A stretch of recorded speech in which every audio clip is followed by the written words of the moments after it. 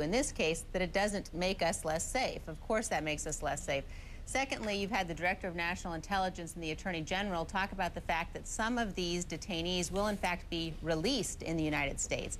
So faced with a situation where you can either have terrorists detained in a secure facility on Guantanamo or in your neighborhood, I think it's clear that you're less safe if they're in your neighborhood. Joan? Cambell, I just think that's really silly. The chairman of the Joint Chiefs of Staff, Admiral Mullen, before Barack Obama was inaugurated, said we have to close Guantanamo. It's a recruiting symbol. Secretary Robert Gates agrees. General Petraeus agrees. These are all high-ranking military figures in the Bush-Cheney administration. John McCain agrees. We did not have a debate about Guantanamo last year because everyone agrees except Liz Cheney and Dick Cheney, I might add. Well, Second, I think actually there are also 90 U.S. senators. Liz, there are don't 90 interrupt U.S. senators. me. That's come on, outrageous. guys. Come on. Sorry, but the bell rang. There are well, 90 Cambell, she took some of my time. May I finish? Okay, a couple of seconds, Joan. Thank you, Cambell. I appreciate it. There are 340 convicted terrorists already in American supermax prisons, including Ramzi Youssef, who planned the World Trade Center bombing in '93, and the Unabomber, and plenty more. Okay. We can do this. We've done it. We'll do it again. Let me let Liz respond. I think, first of all, it's outrageous for you to say that it's just the Cheneys who think that terrorists shouldn't be in the U.S. Actually, 75% of the American people don't want to see terrorists from Guantanamo brought here, and 90 U.S. senators. It depends on how you frame the question. Now, Joan, are you going to interrupt me, or are you going to let me talk here? Let her make her point, Joan. I think it's very important. I recommend to you, if you haven't read it yet, a book called Willful Blindness by Andy McCarthy, who prosecuted the blind sheikh.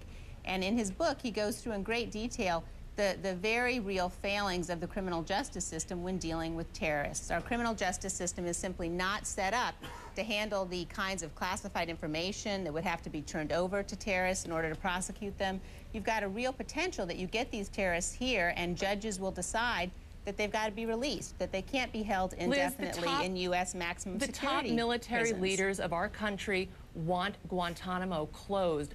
President Bush, in June 2009, gave a speech where he said he would close it and he would bring people home and try them here. I'm sorry, he did not say he would bring terrorists onto the homeland. No, he didn't say that. It's a very different thing to say. Who came to the United States today. If you're not going to stop, Liz, I won't stop. Hold on for a second, because I want to clarify this. Joan, let me ask you this, because we've heard President Obama himself say that there are some detainees that will not be able to be tried in regular courts and that can't be released. What do you do with these people then?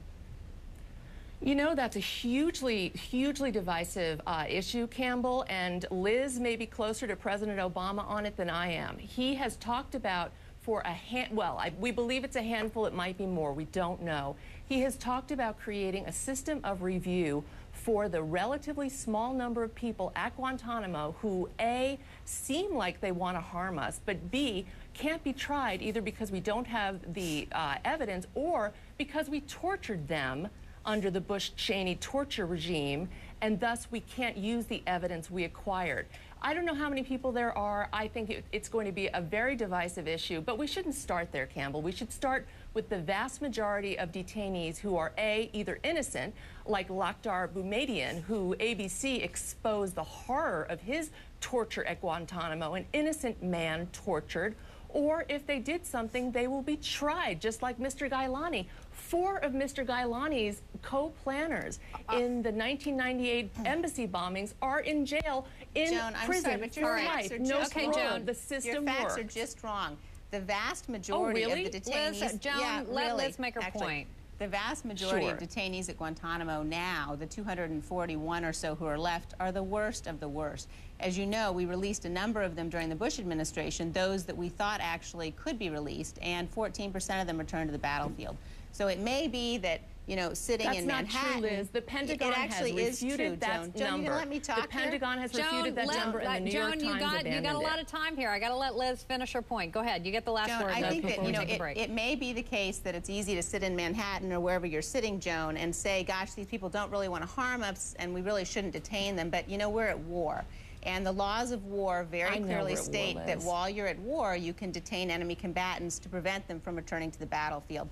75% of the American people do not think that our government should be bringing terrorists to the homeland, and they're right. Okay, I know there are very strong feelings here on both sides, but we're going to do what we do every night, which is try to find some common ground on this, an area where the two of you can agree.